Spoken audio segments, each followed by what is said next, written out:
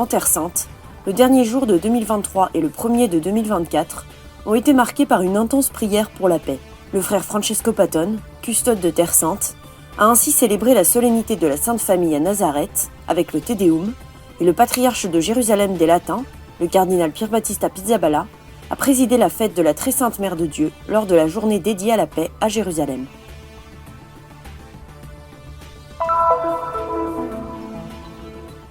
L'aumônier de sa sainteté, le cardinal Konrad Krajewski, s'est rendu en Terre Sainte pendant la semaine de Noël afin d'exprimer la proximité du pape François avec tous ceux qui souffrent des conséquences du conflit actuel.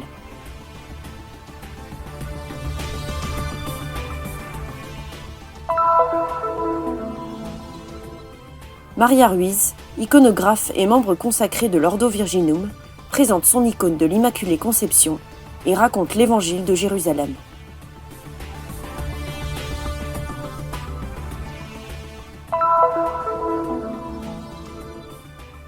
Le ministre général de l'Ordre des Frères mineurs, le frère Massimo Fusarelli, et le custode de Terre Sainte, le frère Francesco Patton, ont approuvé le premier hymne en arabe pour la jeunesse franciscaine, à l'initiative de la jeunesse de Saint-François de Ramla.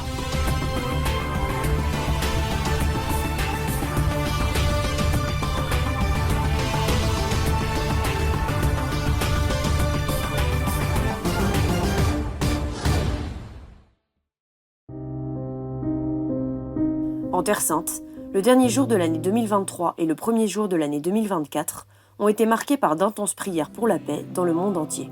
À Nazareth, en Galilée, des centaines de personnes ont participé à la célébration de la solennité de la Sainte Famille, dans le lieu où ont vécu Marie, Joseph et Jésus. Le frère Francesco Patton, custode de Terre Sainte, a présidé la célébration, accompagné de Monseigneur Rafik Nara, vicaire patriarcal pour Israël, et des frères de la communauté de la custodie de Terre Sainte. Dans son homélie, le custode a invité l'Assemblée à prier pour toutes les familles du monde, en particulier pour celles qui souffrent à cause des guerres proches et lointaines. Nous nous souvenons tout particulièrement de nos frères et sœurs de la paroisse de la Sainte Famille à Gaza, qui souffrent de la guerre en cours.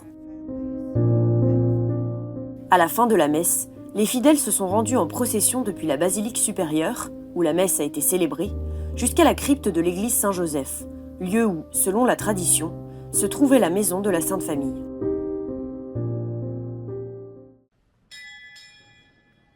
Le soir du 31 décembre à Jérusalem, l'année s'est terminée sur les premières vêpres de la solennité de Marie Très Sainte Mère de Dieu et le chant du Te Deum, présidé par le frère Francesco Patton.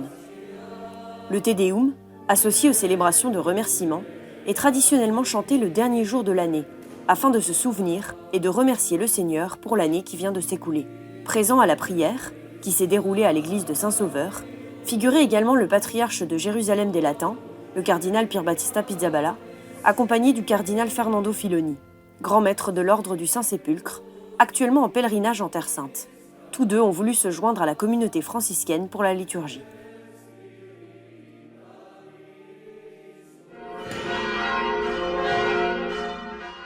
Le 1er janvier 2024, la messe de la solennité de Marie Très Sainte Mère de Dieu s'est tenue à l'église du Patriarcat et a été présidée par le cardinal Pizzaballa, en présence d'évêques et d'autorités religieuses chrétiennes de Terre Sainte. Il y avait notamment le cardinal Filoni, Monseigneur Adolfo Tito Ilana, nonce apostolique en Israël et à Chypre et délégué apostolique pour Jérusalem et la Palestine, ainsi que le frère Francesco Patton, custode de Terre Sainte. En cette journée où était également célébrée la Journée mondiale de la paix, voulue par Paul VI, le patriarche a attiré l'attention de l'Assemblée sur celle-ci.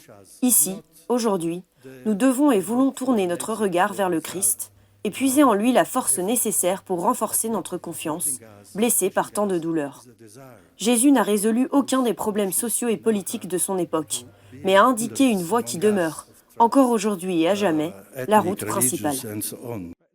Cette route principale est tout simplement celle des relations construites sur la rencontre, sur le désir du bien, du beau, de la fraternité, de l'amour. Parce que ce que Jésus est venu apporter au monde, c'est l'amour de Dieu pour nous et pour nos plus petits. Le cardinal Pierbattista Pizzaballa a également adressé un message à la communauté de Gaza. Mon message pour la communauté de Gaza est de continuer à être fort dans la foi et donc aussi fort dans la vie. Car ces deux aspects vont de pair. Nous ne vous abandonnerons jamais.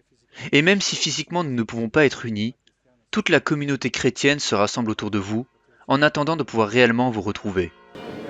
À la fin de la célébration, les salutations et vœux habituels ont été échangés. Le cardinal Filoni a quant à lui souligné le message d'être là au moment où peu ou personne ne vient. Essere qui significa manifestare la nostra solidarietà, vicinanza. Être ici signifie manifester notre solidarité et notre proximité envers les peuples souffrants, qui sont confrontés à une situation extrêmement difficile. Avec eux, nous voulons partager non seulement ces moments lourds, mais également leur assurer notre proximité, notre aide et notre soutien, en particulier de la part de nos quelques 30 000 chevaliers et dames du monde entier, qui ressentent de manière particulière la difficulté de la situation en Terre Sainte. Le message qui nous est suggéré par la parole de Dieu aujourd'hui est celui-ci, et que la bénédiction de Dieu descende sur vous tous, car nous en avons besoin. Ne abbiamo bisogno.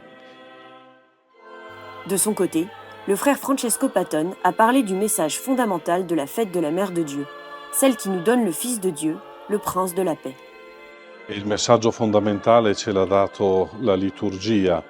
Noi oggi celebriamo Maria, Madre di Dio, che è colei che ci dona il Figlio di Dio. Pour nous, chrétiens, la paix n'est pas simplement l'absence de guerre ou d'harmonie dans les relations. Elle est une personne, elle est Jésus. Jésus nous a été donné par Marie. Ainsi, peut-être comprendrons-nous mieux la bénédiction que nous retrouvons aujourd'hui dans la première lecture, si chère à saint François. C'est une bénédiction qui implore que le visage de Dieu brille sur nous et nous manifeste la miséricorde et la paix de Dieu. Le visage de Dieu qui brille sur nous est le visage de Jésus, le Fils de Dieu, et le Fils de Marie. Je crois que dans les lieux saints, ce que nous devons continuer à proposer est justement ce visage, le visage de Jésus. Les lieux saints sont le témoignage historique de son visage, et pour les chrétiens locaux, être chrétien en Terre Sainte signifie s'y référer. Tandis que pour les nombreux pèlerins, que j'espère voir revenir ici, cela signifie s'y refléter. Venire in Terra Santa vuol dire rispecchiarsi nel volto di Gesù, figlio di Dio e figlio di Maria. Enfin, Monseigneur Adolfo Tito Ilana s'est exprimé au sujet de la population de Gaza. Je voudrais seulement dire que nous ne cessons de penser à vous, même si nous ne comprenons pas pleinement ce que vous endurez, même si vous souffrez bien davantage. Vous n'êtes pas seul. C'est ce que je voulais dire en cette journée de la maternité de la Vierge Marie, qui n'a abandonné personne. Nous sommes frères, nous sommes sœurs, et nous ne vous laisserons jamais seuls car nous sommes avec vous. Et en ce qui concerne la paix, disons que nous prions chaque jour, chaque année, spécialement pour cela.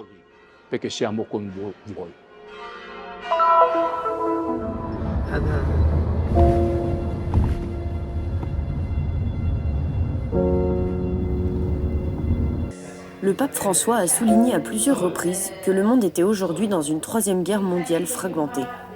Prions pour la paix, luttons pour la paix, déclarait-il.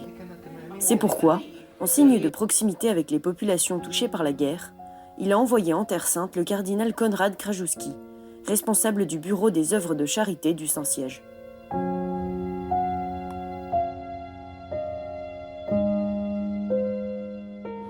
Le pape est proche de vous tous. Il prie pour vous et lance en votre nom un appel à la communauté internationale, pour que cette guerre cesse enfin. Nous prions chaque jour pour la paix en Terre Sainte. Nous demandons la fin du conflit et de l'utilisation des armes. Nous recherchons la paix chaque jour par l'intermédiaire des organisations internationales. Sa sainteté, le pape, ne vous quittera pas et ne vous abandonnera pas. Le 22 décembre, lors de sa visite à Bethléem, le cardinal Krajewski a visité 3 institutions chrétiennes qui offrent un refuge aux enfants handicapés et orphelins. Au cours de ces visites, il a réitéré le soutien et la bénédiction du pape pour ses efforts humanitaires et ses actes de miséricorde.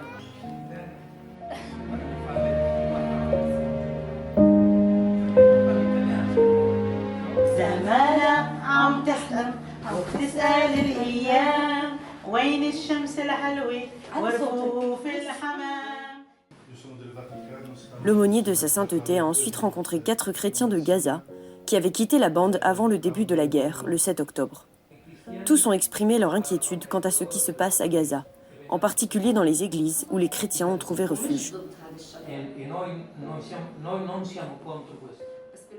فقدت بيتي، فقدت 12 شخص من عائلتي خلال الحرب هاي. J'ai perdu ma maison et 12 membres de ma famille pendant la guerre. Il n'y a plus de vie, de dignité ou d'humanité à Gaza. Même l'église, qui était un refuge pour les chrétiens dans toutes les situations, a été bombardée. Nous n'avons aucun moyen de les contacter ou de nous assurer qu'ils sont vivants. Et parfois, les coupures d'internet là-bas durent des jours. طبعا احنا بنصلي انه تنحل الحرب كلها وتخلص كل الحرب. Nous prions pour que cette guerre prenne fin.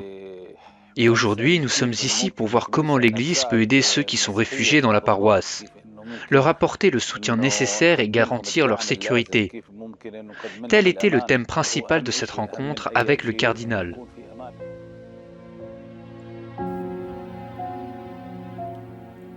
Lors de la messe de Noël en l'église Sainte-Catherine de Bethléem, Monseigneur Krajewski a souligné l'intention que le Saint-Siège portait au petit troupeau de Terre Sainte et a conclu en disant « Sa sainteté le pape François est avec vous et prie continuellement pour vous ».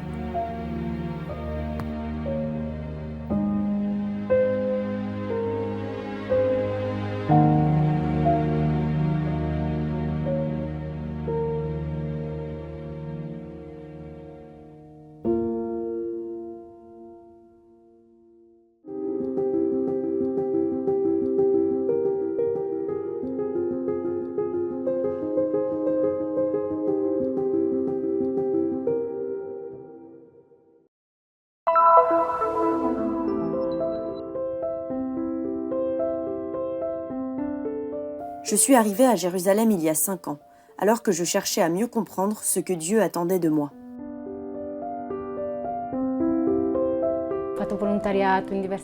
J'ai d'abord commencé en tant que bénévole, et j'ai fréquenté à cette occasion différentes réalités de Terre Sainte.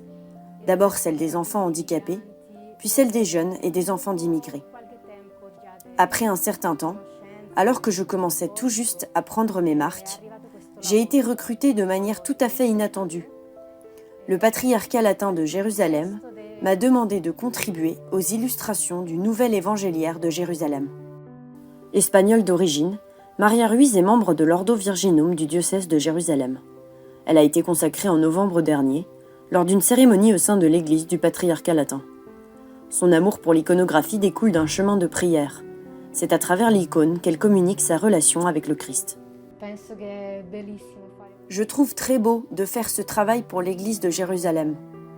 Il s'agit d'une petite église qui est aussi l'église mère de l'église universelle. Elle est comme une œuvre cachée, mais qui pourtant apporte la lumière de l'évangile au monde entier. L'engagement de Maria dans l'art est un héritage familial. Pourtant, au début, l'iconographie ne l'attirait pas particulièrement.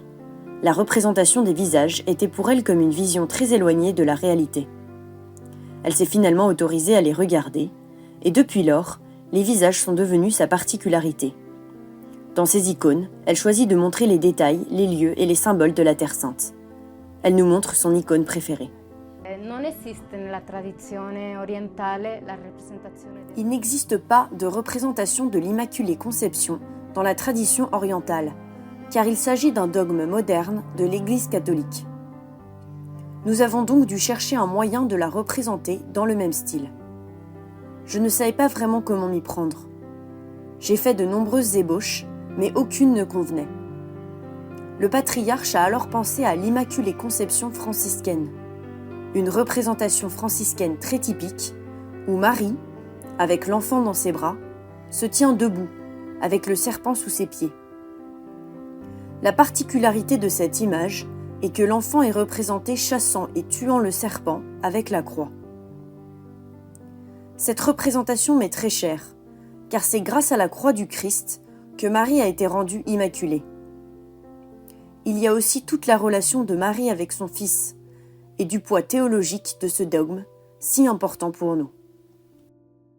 En ce mois où nous célébrons l'Immaculée Conception, adressons nos supplications de paix à la Vierge Marie, Mère du Christ, et demandons à celle qui a soutenu l'Église naissante de tourner son regard vers ses enfants.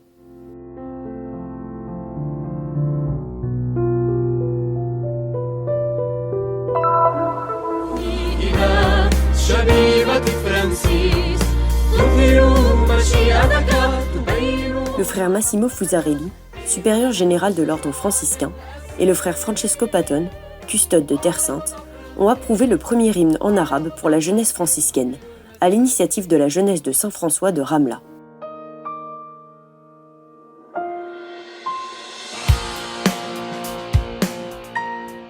Lors d'une rencontre entre le directeur spirituel de la jeunesse de Saint-François, le frère Abdelmassir Fahim, et le frère Francesco Patton, custode de Terre Sainte, il a également été décidé que cet hymne ferait désormais office de chant officiel de la jeunesse franciscaine pour l'ensemble du Moyen-Orient.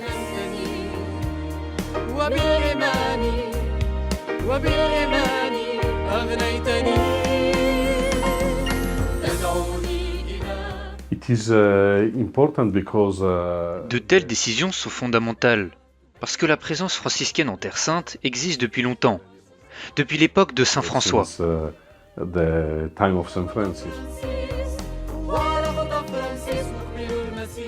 Selon le frère Patton, Saint François ne doit pas seulement être considéré comme un saint, mais également comme un exemple à suivre.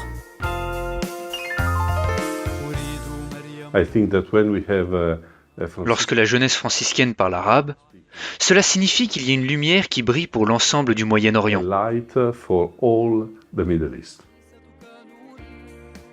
Cet hymne a été écrit pour célébrer le 15e anniversaire de la jeunesse de Saint François de Ramla.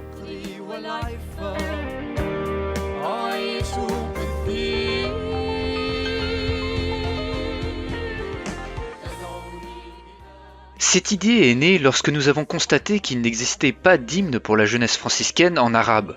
De façon distinctive et intéressante, cet hymne, rempli d'énergie et de vitalité, renforce le sentiment d'appartenance à la jeunesse franciscaine et établit à la fois son identité et la mission de la jeunesse. L'hymne a été intitulé « Dans tes pas comme François ». Ces paroles ont été écrites par le frère franciscain Johnny Jalouf, qui a également participé à la composition de la mélodie avec l'artiste Nazar Alcater. Les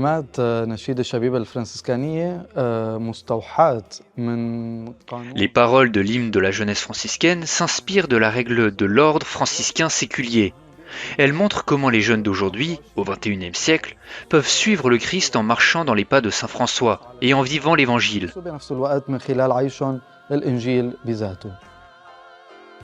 L'hymne a été chanté par les frères Johnny et Georges Jalouf, frères franciscains de la custodie de Terre Sainte.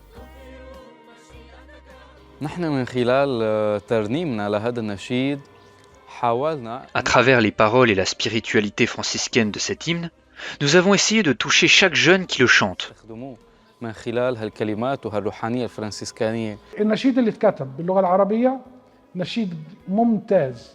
L'hymne, rédigé en arabe, est magnifique.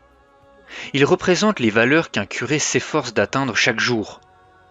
Je voudrais exprimer ma gratitude à tous ceux qui ont contribué à la fondation de la jeunesse franciscaine, ainsi qu'aux administrations qui l'ont gérée au cours des 15 dernières années. J'espère que tous ces jeunes membres tendront toujours la main à leur communauté. Shabibat Mar Francis, salamun lakum.